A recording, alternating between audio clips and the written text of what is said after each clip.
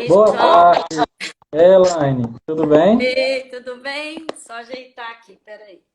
Sim, Tudo bem aí? tudo tranquilo. Vamos lá começar a falar um pouquinho sobre esse assunto tão legal, tão importante, né? Isso mesmo. Dia 21 de setembro, então, pessoal, Dia Nacional de Luta pelas Pessoas com Deficiência. E bom, né, que foi exatamente nesse dia, a gente estava fazendo geralmente nas sextas-feiras, mas é muito legal que seja hoje, que seja feita a live, né? E então, a gente vai começar a falar sobre algumas coisas que são muito importantes para Belo Horizonte, para, no caso da prefeitura, que é o nosso espaço de trabalho, né? E algumas coisas que acontecem lá na escola, e outras coisas também que são políticas que são do país inteiro também, que são muito interessantes que aconteçam, que a gente fale também, né? Afinal de Pois contas, é, setembro é o setembro verde, né? exatamente. Isso mesmo. Hoje é um dia muito importante, João, porque nós comemoramos o Dia Nacional da Conscientização dos Direitos da Pessoa com Deficiência. É uma luta muito grande e uma luta já encabeçada há muitos anos. Na verdade, esse dia foi instituído em 1982. Então, é uma luta muito grande, muito intensa, né? E mesmo com tantos avanços que nós tivemos, né, tanto do ponto de vista internacional, mesmo nacionalmente, né, no nosso Brasil, nós temos muito ainda para lutar, né? Não é uma comemoração tão simples de se fazer, né? A pessoa com deficiência, nós tivemos um marco muito bacana com a Convenção da ONU, né, a Convenção sobre os Direitos da Pessoa com Deficiência, que faz um marco muito importante no conceito da pessoa com deficiência, porque até então, é, todas as vezes que se pensava, né, na deficiência, sempre no caráter da deficiência ser o mais significativo, o mais importante. E a convenção vem mostrar que não, olha, a deficiência ela está no ambiente, não é na pessoa. E isto é maravilhoso, né? Porque aí a gente tem um novo conceito. E isso abre também possibilidades de se pensar, né? O que nós precisamos combater, né, nessa nossa caminhada em relação a tudo aquilo que a gente entende da pessoa com deficiência. Então, assim, nós temos muitos preconceitos e eles ainda existem. Então, num dia como o de hoje, né, que nós sabemos da militância das pessoas, da sociedade, por dias melhores, por uma sociedade mais democrática, mais justa, né? Então, é uma luta muito importante. Então, acho que isso traz para a gente, dá para a gente uma visibilidade da responsabilidade que nós temos, né? Que é construir cidadania, construir um momento mais digno, mais justo para as pessoas. Então, acho que esse é um dia fundamental, né? Eu gosto muito dessa palavra dignidade, né? Porque em muitos momentos essas pessoas por exemplo, as pessoas que são atendidas pelo AE lá da Escola Mestre Taide, muitas vezes essa dignidade é negada a elas, né? Assim, é interessante e é muito bom participar de projetos que proporcionem dignidade a essas pessoas, né? Fazer parte disso é muito gratificante, né? Como que é? Elaine, a primeira coisa, na verdade, que eu gostaria de perguntar para você é que você falasse um pouquinho sobre você, sobre a sua carreira, sobre o seu trabalho, para as pessoas te conhecerem um pouquinho mais também. Obrigada. Então, meu nome é Elaine Sales da Costa. Eu trabalho na Secretaria Municipal de Belo Horizonte. Estou participando, né, da equipe da Diretoria de Educação Inclusiva e Diversidade Étnico-Racial. Já estou lá desde 2006. É um percurso muito interessante porque a gente começa, né? Eu falo que uma vez você imbuído dessa discussão, nunca mais você consegue sair, porque ela está entranhada no seu fazer, né? Então, eu estou lá desde 2006 nessa discussão. tenho uma clareza muito grande dos desafios que a gente tem nesse percurso, mas, ao mesmo tempo, na importância de se construir realmente uma política em Belo Horizonte que seja uma política inclusiva, é pensar numa educação que envolva a todos. Então, estamos lá, não é? É uma diretoria bem ampla, né, com temáticas importantes, tanto da questão da inclusão escolar, né, quanto da equidade, quanto da promoção da igualdade racial. Então, assim, a gente está lá numa discussão importante e ela é fundante, né? São temas que perpassam as discussões nas escolas, os currículos, né? São temas transversais, então são necessários. E também nós trabalhamos, né, coordenamos o atendimento educacional especializado também na cidade. Então, isso é muito gratificante, porque nós temos aí um leque muito grande de ações, né? Além disso, trabalhamos com as rodas de conversa. Então, todas as ações voltadas para a implementação da política de educação inclusiva. Então, estou lá, é um prazer estar lá, e é um prazer estar aqui, viu, João? Agradeço já esse convite, né? Assim, que eu puder contribuir para a nossa consciência, não é? Isso, obrigado, Você. Elaine, obrigado. Não, é porque Não, você acha que ia perguntar. acho que está travando, peraí.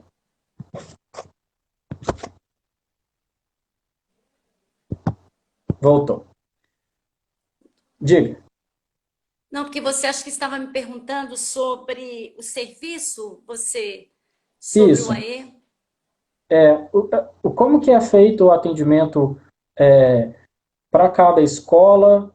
Como que é feito? Como são selecionadas as escolas? Como é a política para cada escola? Como é que funciona essa relação do atendimento que a prefeitura faz com as escolas? Você diz do atendimento educacional especializado? Sim. Sim. Veja bem, o atendimento educacional especializado, ele é uma das estratégias de acessibilidade, né, que a gente propõe. Ele está pautado na Política Nacional da Educação Especial, na perspectiva da educação inclusiva. É um serviço muito importante. O atendimento, ele é um conjunto de recursos, serviços voltados para eliminar as barreiras, né, para que encontradas no ambiente escolar, né, pela criança, pelo estudante com deficiência, para que ele possa participar plenamente das atividades da escola. Então, ele é de uma riqueza muito grande, não é? Alguém uma vez perguntou, mas por que pessoas com deficiência somente, né? Veja, as pessoas com deficiência, ela sempre esteve numa invisibilidade muito grande. E esse serviço, ele veio dar, apresentar, não é? Possibilidades para que os nossos estudantes, eles possam acessar o currículo da sala de aula. O atendimento em Belo Horizonte, ele foi implementado em 2010. Ele tem essa perspectiva realmente de atender aos estudantes com deficiência, com transtorno do espectro do autismo, com altas habilidades e superdotação. Então, é o público da educação especial, não é? Em Belo Horizonte, esse serviço, então, desde 2010, nós estamos fazendo 10 anos este ano, não é? Prioritariamente, nós trabalhamos com professores da nossa rede, né? Então, é um atendimento que ele não acontece fora do ambiente escolar. Nós entendemos que é no ambiente escolar, né? E é junto com o diálogo com o professor da sala de aula, com a comunidade, com a família, que a gente pode contribuir, né? Ofertar, pensar em estratégias, recursos, ferramentas para que esses estudantes acessem o currículo, não é? O professor do atendimento educacional, ele atende de forma integral, né? Ele trabalha tanto de manhã quanto à tarde com os nossos estudantes, até porque no momento em que ele está atendendo este estudante, ele está também ali discutindo, pensando, planejando, elaborando as estratégias para poder fazer as mediações junto com o estudante. e no outro horário ele tem a oportunidade de estar junto com o professor na sala de aula. O atendimento ele só faz sentido se a gente tem essa articulação do professor, né, do atendimento educacional e do professor da sala de aula. Assim nós conseguimos ver se realmente, efetivamente, tudo aquilo que a gente executa ali na sala do AE, ele realmente está dialogando com as necessidades e o atendimento que o professor na sala de aula faz. Veja, não tem como um aluno ser atendido no AE. Acho que trava. Tá aí, Elaine. Acho que só fala e seu vídeo travaram.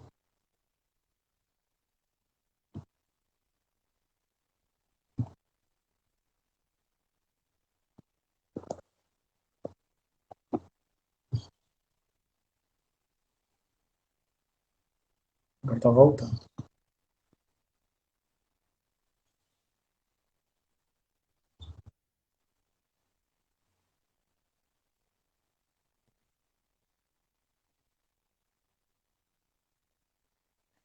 Elaine, tá travando. Você tá me ouvindo, Elaine? Tá travando sua imagem e seu som não tá saindo.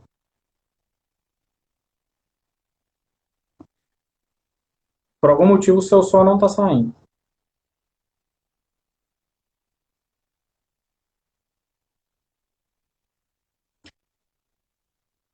Tenta virar a câmera frontal, colocar na câmera traseira e depois você muda para frontal de novo.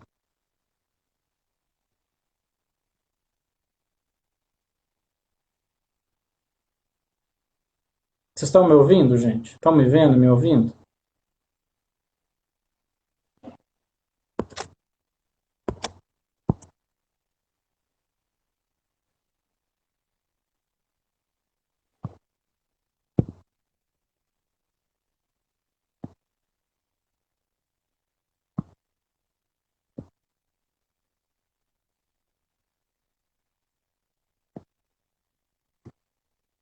Vamos ver de novo se ela vai entrar. Problemas técnicos, isso acontece. Vocês estão me ouvindo? Estão, né? Beleza, vamos ver.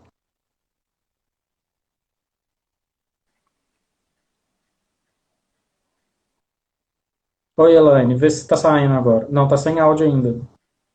João, Agora voltou. Agora voltou. ficou travado. Agora está melhor. Que pena. Mas vamos tentar voltar então. No ponto que você estava falando sobre o profissional do EE, o horário de trabalho dele e a relação do profissional do EE com os professores, com o dia a dia da escola. Como é que funciona isso?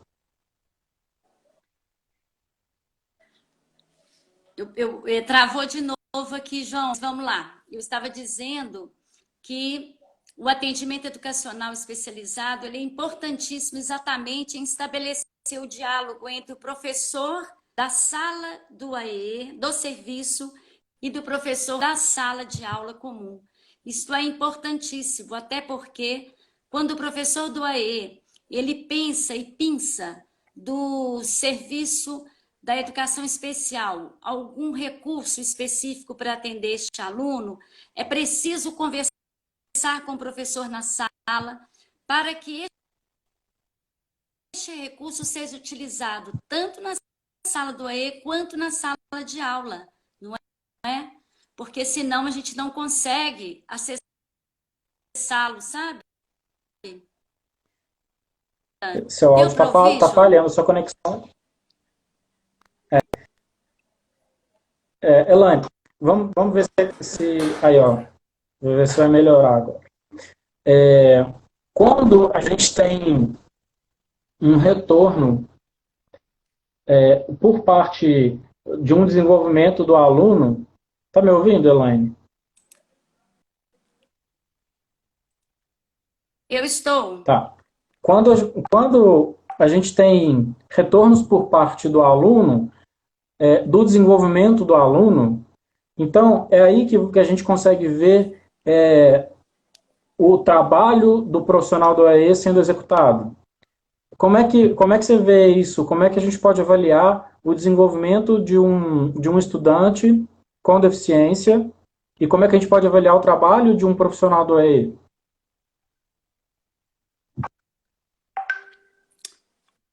Veja bem, o professor do AE, ele tem uma função muito específica, não é? E à medida em que o professor do AE ele vai fazendo atendimento e também dialogando com esta escola e também dialogando com a família, é possível verificar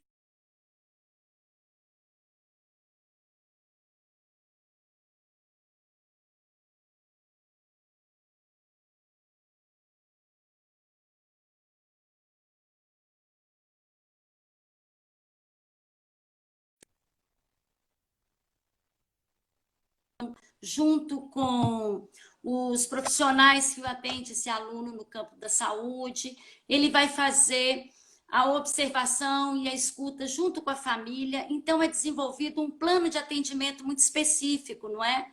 Então, à medida que o aluno começa a apresentar autonomia na execução das atividades, então é possível perfeitamente estarmos, né, avaliando e verificando o desenvolvimento desses estudantes.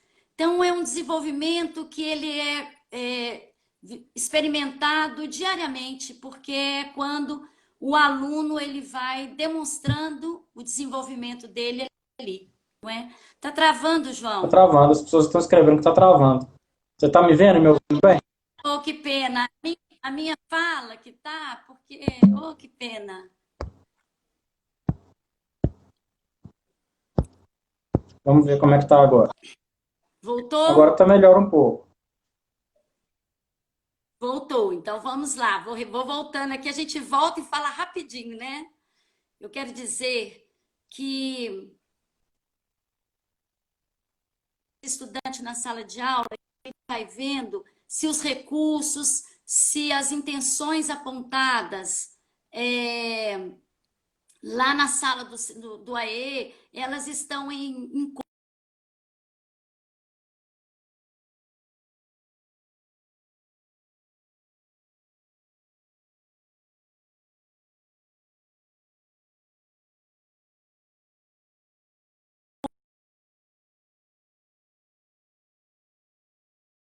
a experimentação, a vivência, é como esse estudante está desenvolvendo e participando das atividades na sala de aula, entende? Então, mas assim, para tudo, para todo o serviço ser realizado, nós fazemos uma conversa muito intensa,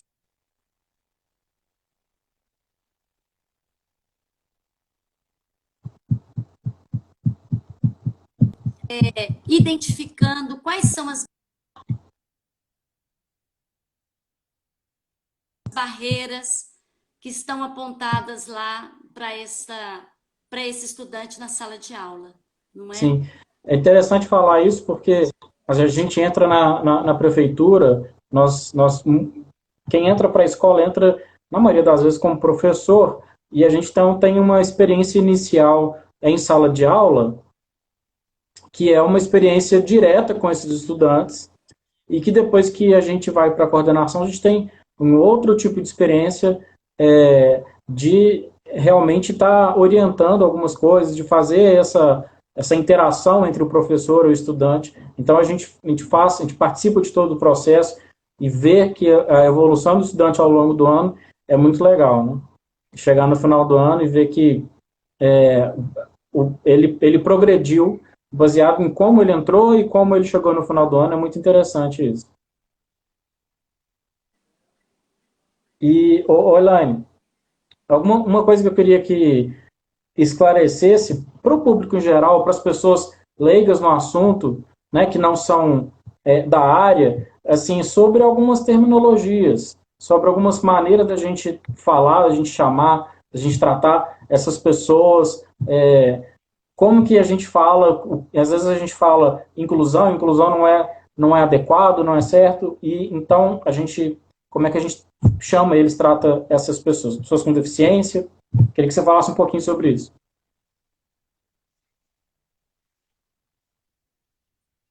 Ô, João, isso tem tudo a ver com o que estávamos começando a falar lá na Convenção da ONU, né? Esse marco que eles trazem é tão importante de pensar a pessoa antes da deficiência. Isso é fundamental.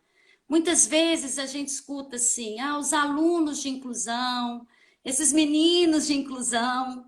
A gente tem que pensar se existe um conjunto de alunos que são de inclusão, os que não são de inclusão, eles são de exclusão.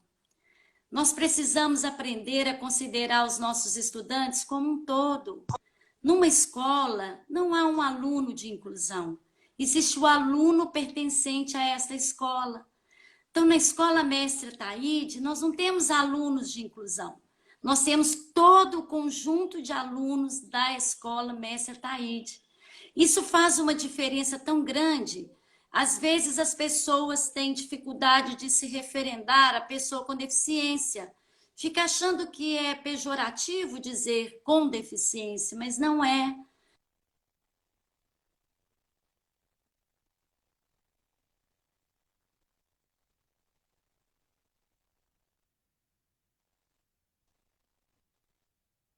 É tratá-lo com muito respeito, é dentro daquilo que ele é. Mas o que acontece é que as barreiras atitudinais é que são um grande impeditivo para que a gente execute realmente uma educação que seja para todos, uma educação de transformadora, e uma educação que seja inclusiva. Então, quando nos referirmos aos nossos estudantes, nós temos alunos com deficiência e sem deficiência. E isso é muito saudável, porque traz esse estudante, esse aluno, a visibilidade da escola, não é? Então, nós temos que começar a pensar que se queremos uma escola para todos, esta escola não pode ter os olhos tampados ou não ter essa visibilidade desses sujeitos. Então, nós não podemos nos referir dos alunos de inclusão.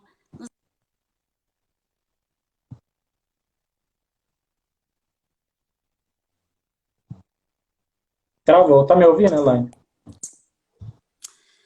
Nossos alunos, e quando pensamos nessa educação que é para todos, a gente vai acolher tanto os nossos alunos quanto os nossos professores, não é? Porque também temos professores com deficiência, João, tá certo? Isso é tão importante. E às vezes a gente tem um olhar que é do dó, né? Da pena, né? Como se, coitadinho daquele aluno, né? E a gente vê as dificuldades, e isso é para além, né? As possibilidades que o sujeito tem, isso é que é importante, né? Dar a oportunidade que as pessoas mostrem quem elas são.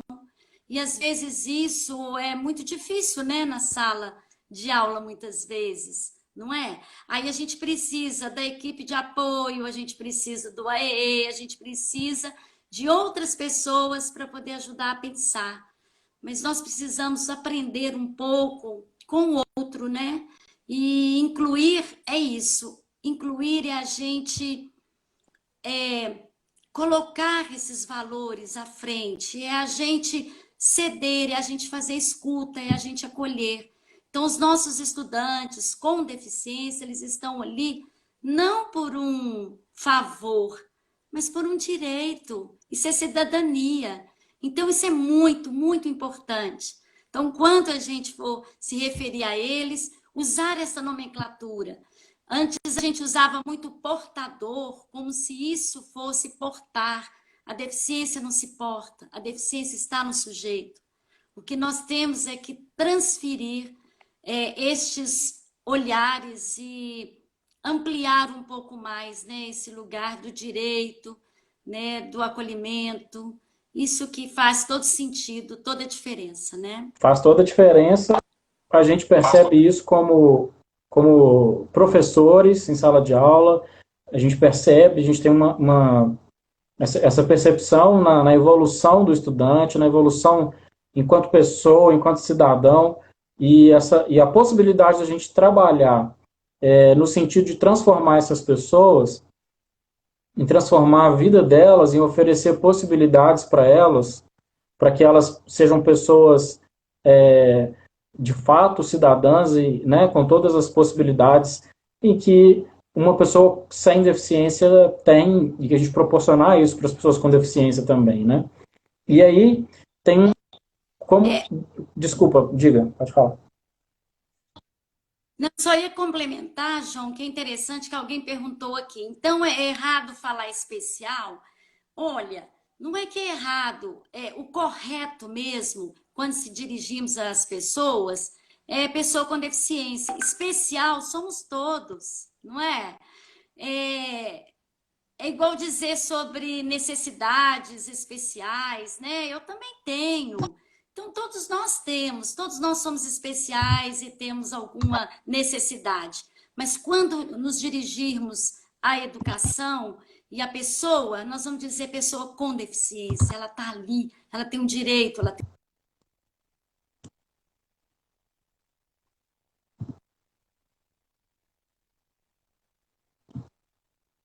Travou.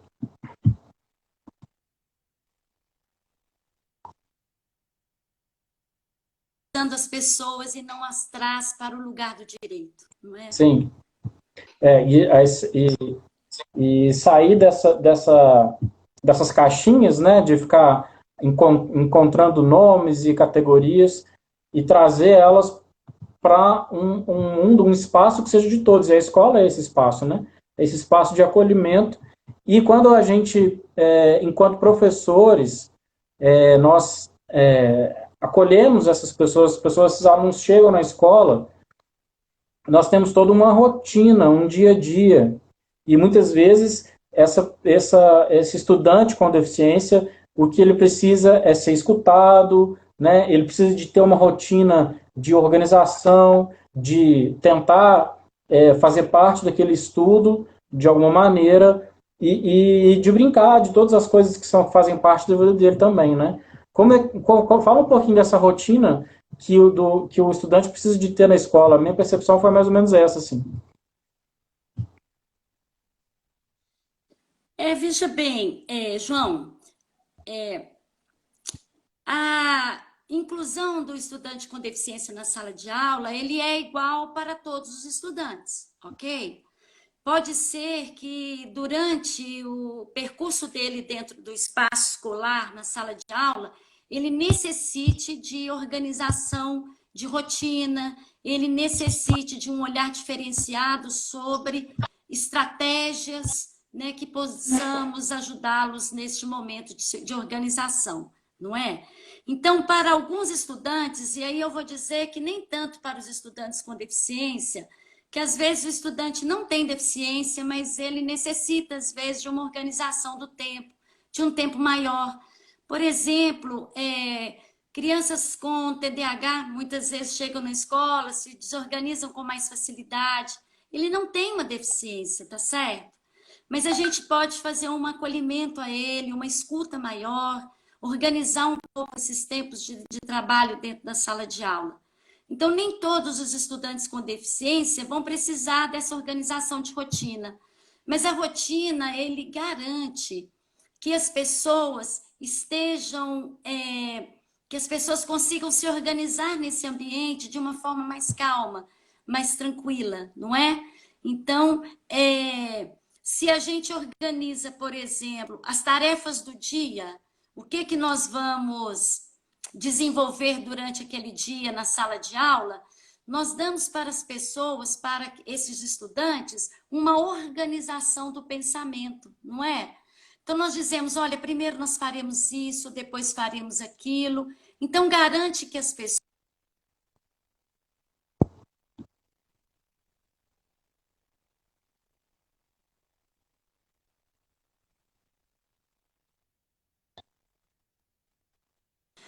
Às vezes pode acontecer do professor, né, está dando uma aula e fala assim, agora fecha o caderno, vamos pegar outro material, ou vamos todo mundo para o recreio. E às vezes aquele aluno que necessita de uma organização, ele não dá conta disso, né? Então, é importante fazer a conversa, né? Se dirigir ao estudante com deficiência, porque ele é uma pessoa que está ali aguardando, né, este atendimento. Então, dizer a ele o que será feito naquele dia, né? O que nós estamos fazendo naquele momento. Então, isso é importante. Então, essa organização é importante quando eles estão na escola e agora também que estão em casa, não é? Exato. Então é importante também a família, Inclusive, né? eu ia falar sobre a pandemia. Eu só queria falar para todo mundo que está ouvindo que a live vai ficar gravada, tá, gente? Então, assim, eu não sei como é que vai ser depois que eu salvar e postar no perfil da escola, e depois também a gente vai postar no canal da escola no YouTube. Então, vai ficar gravado, vamos ver depois se vai estar travando ou não. Mas, agora falando, voltando a falar do tema atual que nós todos estamos vivendo, estamos em casa, estamos realizando o nosso trabalho de forma remota devido à pandemia, né? E se não fosse pela pandemia, a gente não estaria aqui agora. Mas que é uma situação muito complicada, muito polêmica, com relação ao retorno das aulas, com relação às dificuldades também que as pessoas estão enfrentando em casa, a ter acesso, a não ter, e vem também a questão da saúde mental das pessoas nesse momento, né? Que o ser humano não foi feito para ficar trancado um ano inteiro dentro de casa. Isso não faz nada bem para a nossa cabeça. E como que esses alunos, esses estudantes estão lidando nesse momento com essa privação de possibilidades que antes eles tinham de ir para a escola e agora tendo que ficar em casa para preservar a saúde também, mas como é que eles podem encarar esse momento de forma mais positiva? Então, João, eu penso que encarar esse momento de forma positiva vai ser para todos, não é? Os estudantes com ou sem deficiência, os professores, todos nós, né?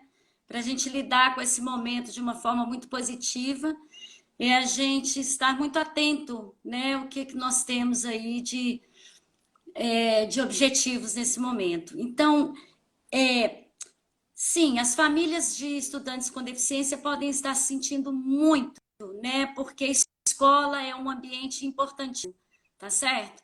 É o ambiente da escolarização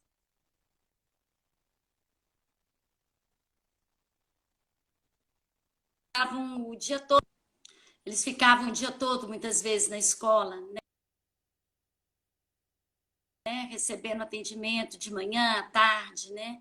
E nesse momento em que eles estejam em casa, é necessário que a família também dê visibilidade a esses estudantes, né? Essas crianças, a seus filhos, né? Torná-los protagonistas desse momento também. Então, o olhar sobre as crianças com deficiência em casa, ela também tem que ser muito cuidado, né? Se as famílias veem essa criança, esse filho, como crianças que possam brincar, participar das tarefas de casa, se relacionar com os outros irmãos, isso vai ser muito importante. Então, esse olhar cuidadoso que as famílias devem ter com seus filhos nesse momento é importantíssimo. Conversar, contar histórias,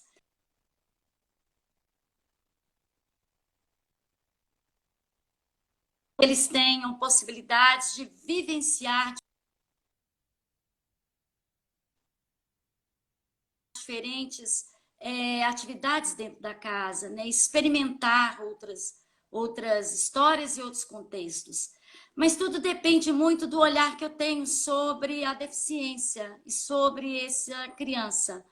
Porque se eu vejo que ela é uma criança que não pode sair daquele lugar, né? E ficar sempre no colo, sempre deitada, sempre fazendo algumas coisas assim, como se fosse um bebê e tudo, aí vai ficar difícil. São crianças, precisam experimentar, precisam vivenciar aquele momento, né? Então é necessário que elas estejam como protagonistas desse processo também dentro do ambiente familiar, né? A escola não é a casa e a casa não é a escola.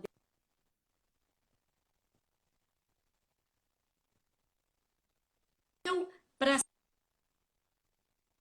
ser experimentado nesse ambiente familiar que faça com que este aluno, essa criança com deficiência, ela possa, né, ter aí sua autonomia, desenvolver o máximo possível.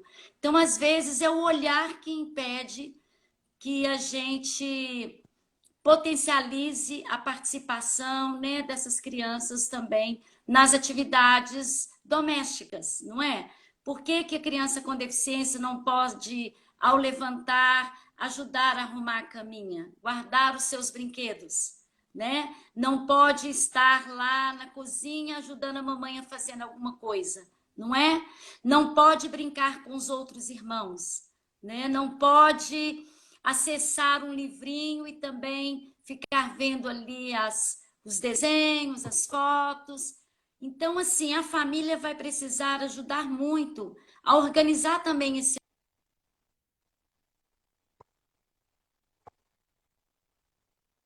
Essa criança acordou, o que que nós vamos fazer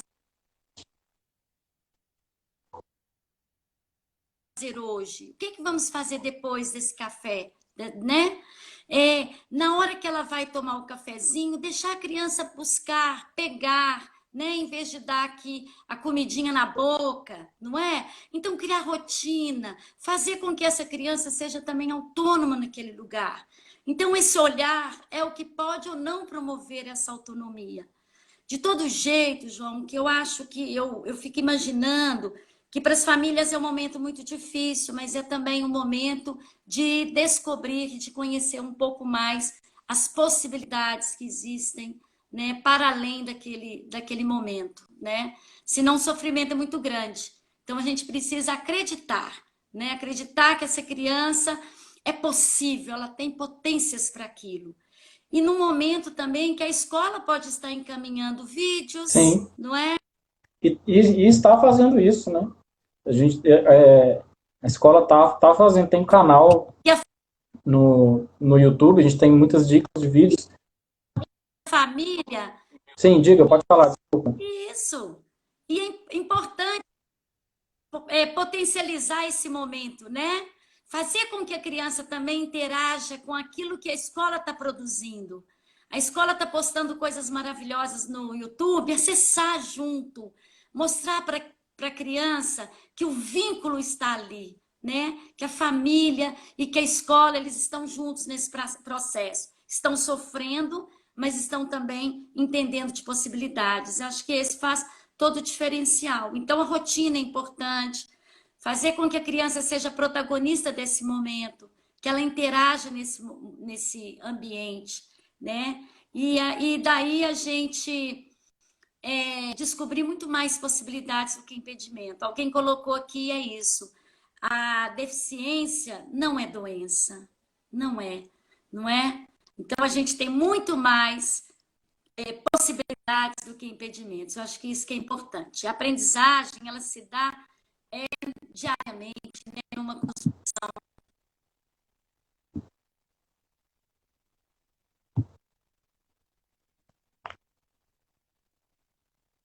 Travou.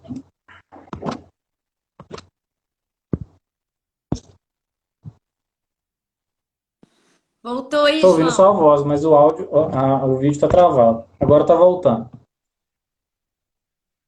Ô, João, essa live tem que chamar assim, possibilidades ou não, no momento com essa internet desse jeito. É muito difícil, me Não, a desculpe. gente nunca sabe quando a conexão vai funcionar satisfatoriamente ou não, né?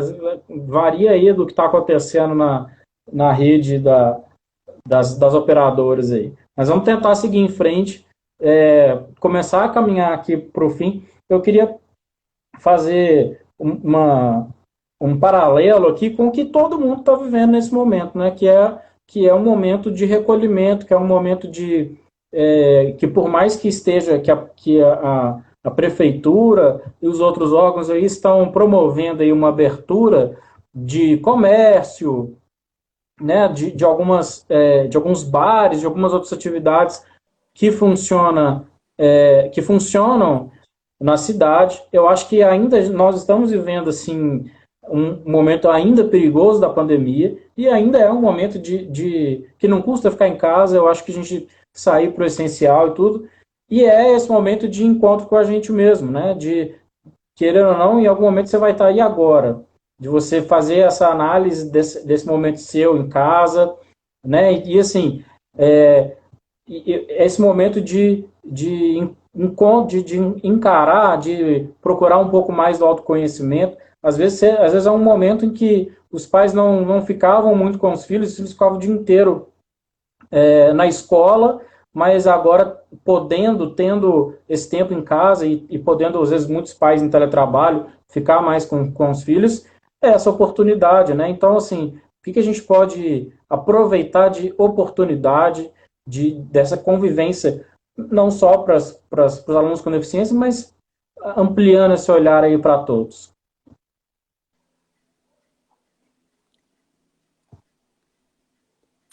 O João, só não viu o finalzinho. Esse momento de convivência não Não só só, para não as só para as pessoas com famílias. deficiência, mas ampliando o olhar para de forma geral, para que todos nós estamos vivendo nesse momento, né? Como é que a gente pode aproveitar esse momento de forma melhor? Então, cada um vai aproveitá-la da forma que... Eu fico pensando assim que as oportunidades, elas estão aí, sabe, João? A gente vai ter que se redescobrir nesse momento, não é?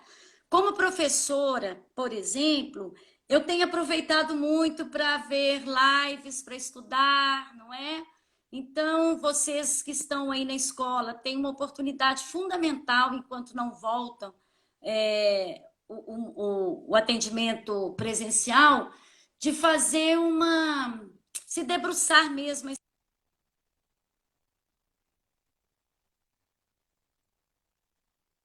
Como construir uma escola que seja para todos? Quais as intenções formativas que o grupo de professores tem nesse momento? Quais são as necessidades do coletivo da escola Mestre Taíde que possa ser transformador na hora em que a gente retomar as nossas aulas, né, as atividades presenciais? Por quê? Porque nós estamos num momento de grande aprendizagem. Aquela escola que a gente tinha em março, ela não será a mesma escola. Mas então, como ela pode ser? Se eu quiser pensar em cada um dos meus alunos, cada uma dessas histórias, e não mais dizer os meus alunos de inclusão, enquanto professores, nós vamos ter que pensar como nós vamos construir uma escola que seja realmente uma escola inclusiva, pautada nos princípios realmente do direito.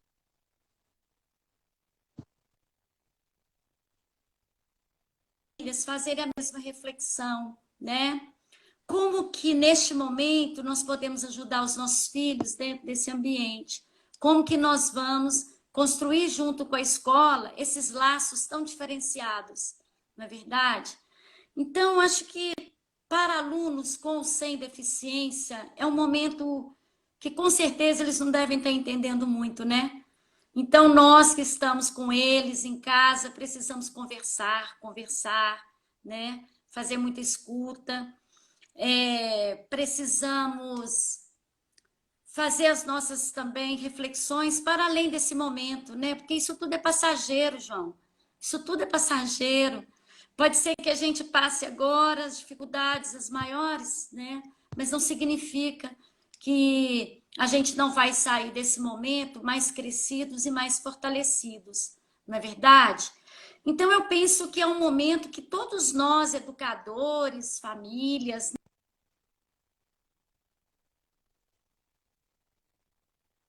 aprendendo principalmente, que eu acredito que nós teremos que fazer mesmo, um exercício de uma construção colaborativa, família e escola, né? Família e seus filhos, escola e seus alunos, não é? Então, só assim que a gente vai caminhar, né? E para isso a gente está junto. Eu fico imaginando que nós estamos aqui aprendendo muito sobre esse novo que a gente não conhecia, né? E não tem receita, né? Isso que é o mais interessante. Como ele não tem receita e é um tempo não vivido, ele tem que ser muito bem experimentado agora. Mas se queremos pensar aí, né, nesta escola que seja para todos, a oportunidade, João, para nós professores é agora. Não vai ter outro tempo. Porque nós nunca tivemos tão próximos assim. Veja, mesmo com a internet caindo, nós estamos conversando, não é? Hoje,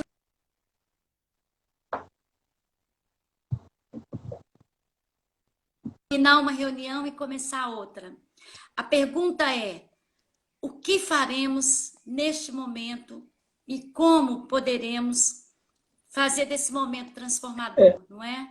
Então, acho que é um para casa mesmo para todos nós, escola, debruçar sobre tudo isso no momento que começa agora a se discutir sobre essas atividades remotas, não é?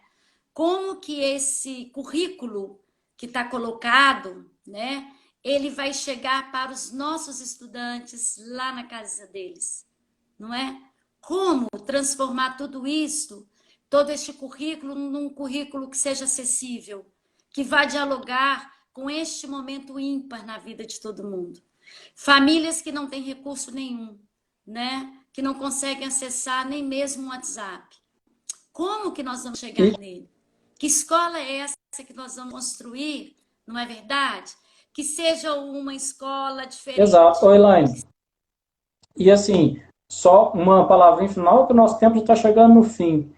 Pode Como falar. que a gente pode aproveitar esse momento que a gente está vivendo, essa experiência que a gente está tendo agora, na verdade, no início estava uma espera, né? Porque muita gente achou que ia durar 15 dias, que ia ser uma situação menor, mas que depois se revelou muito mais grave, né? Com consequências para todo mundo, para a sociedade inteira, para o mundo inteiro. Mas então, baseado nesse trabalho remoto, nessas possibilidades do ensino remoto, nas possibilidades que a tecnologia pode trazer também para possibilitar outras interações. O que a gente vai tirar desse momento para volta, para quando voltar presencialmente, nós possamos construir uma escola melhor. Eu acho que é isso, né? Eu acho que o que vamos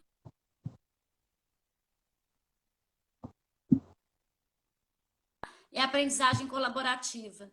Veja, eu tenho visto que as escolas hoje têm encontrado muito, né, online, têm feito vários grupos de estudos, né, pensando esse currículo. Olha, é inegável que a escola é, não esteja se recriando, é inegável que a escola não esteja no processo de construção, não é verdade? Que interessante. Olha, hoje nós começamos a pensar assim: vamos fazer um vídeo. Ótimo. Esse vídeo vai ter a janela de Libras? Esse vídeo vai ficar postado lá no site da escola? Mas e quem não é da escola? E se tiver alguém que queira visitar o site da escola e que ele é surdo, esse vídeo vai estar lá acessível? Então, assim, penso que a gente tem hoje uma oportunidade que é da escuta, que é da discussão, que são, assim, dos direcionamentos que podemos.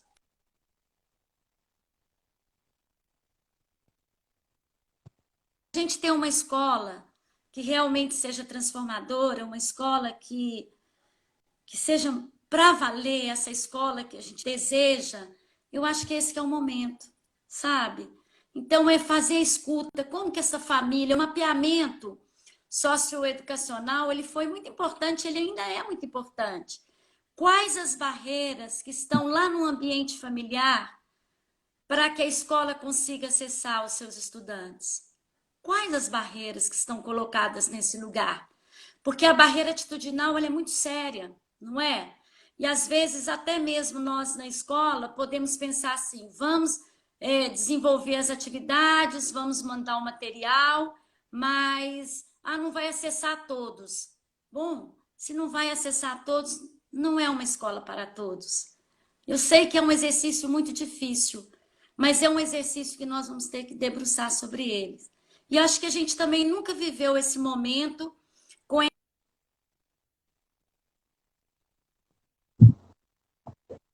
esse currículo, ele é para todos, essa escola ela é para todas, esse momento é para entrar com todos, né? Então envolver a todos, ele é um processo extremamente importante, né?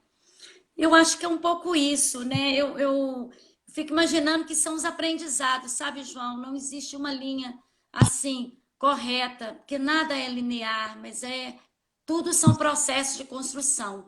E acredito que ele passa por valores, aquilo que eu acredito ou não. Quais as possibilidades que nós temos com os nossos estudantes?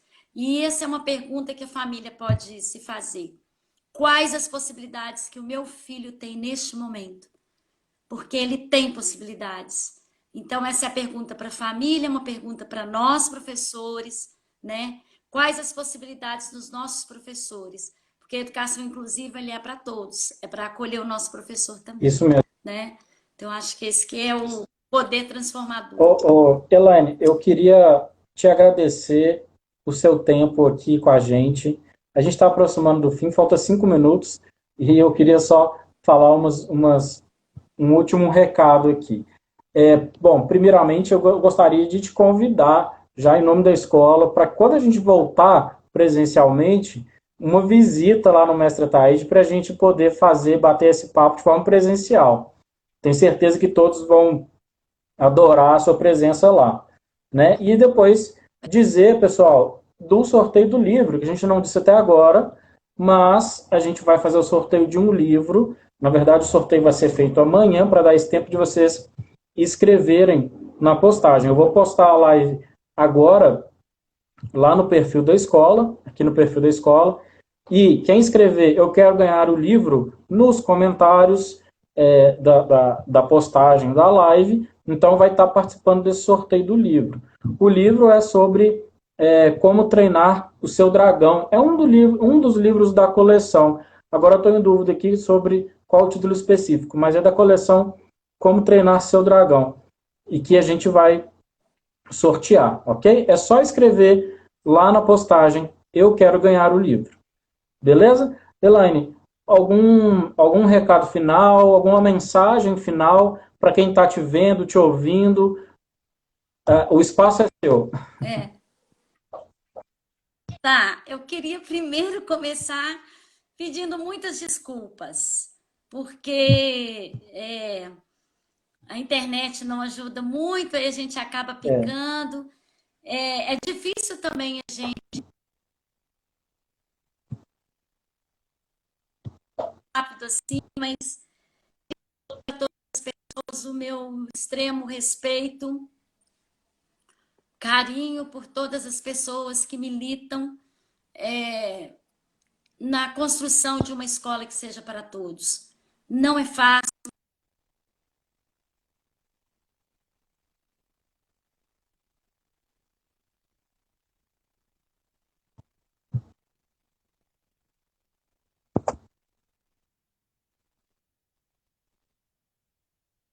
Lugar, né, de pensar que existem as possibilidades, é que a gente precisa construir o nosso caminho, né?